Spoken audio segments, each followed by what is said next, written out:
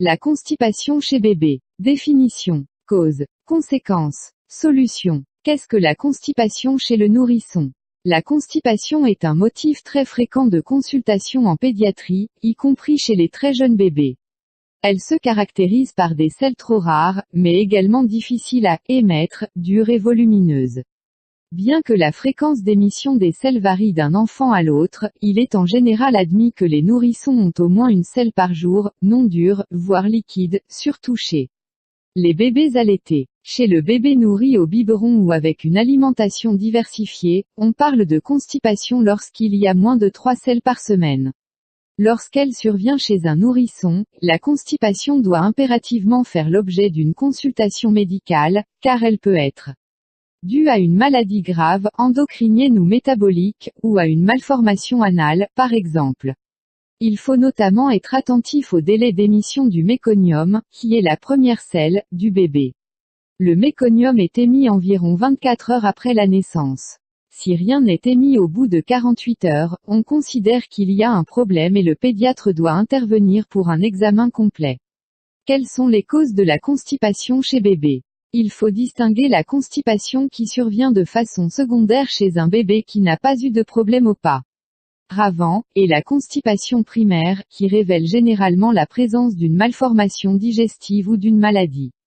Dans le premier cas, il s'agit de constipation dite fonctionnelle, qui peut survenir à l'occasion d'un changement d'habitude alimentaire ou de rythme de vie, mise en collectivité, changement du cadre de vie, etc. En revanche, si la constipation survient chez un nouveau-né, dès la maternité ou lors du sevrage, la cause est probablement organique. Les causes les plus fréquentes de constipation primaire sont la maladie de Hirschsprung, c'est une maladie due à une anomalie de l'innervation du système digestif, plus précisément de la partie terminale du rectum, qui empêche la bonne progression des aliments et des liquides.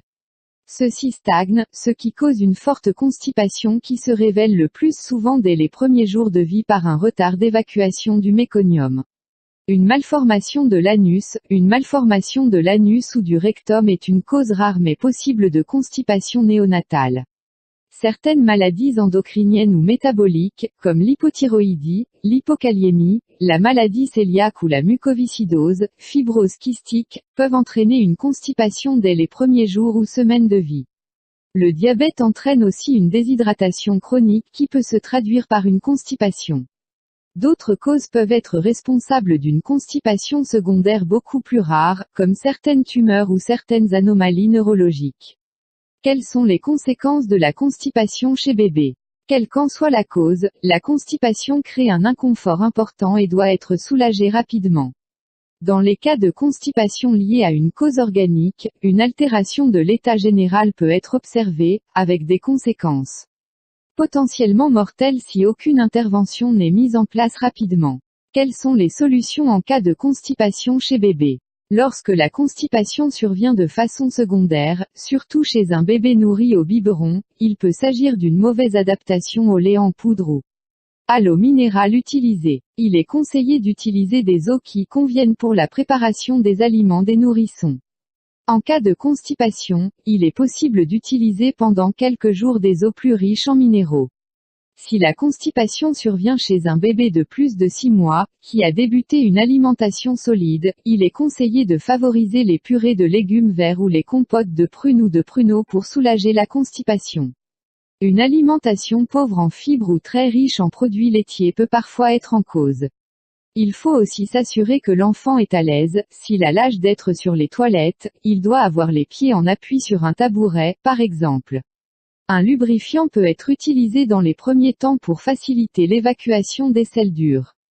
Dans tous les cas, si la constipation est importante, il faudra soulager l'enfant en l'aidant à évacuer les selles stagnantes dans l'intestin ou le rectum. Cela peut se faire à l'aide d'une poire à lavement, ou en service de chirurgie dans les cas graves. Pour plus d'interactivité, n'oubliez pas d'apprécier cette publication en donnant votre avis, et en partageant dans la page Facebook et dans le groupe.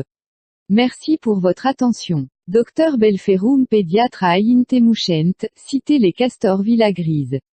Téléphone 05 42 93 59 20.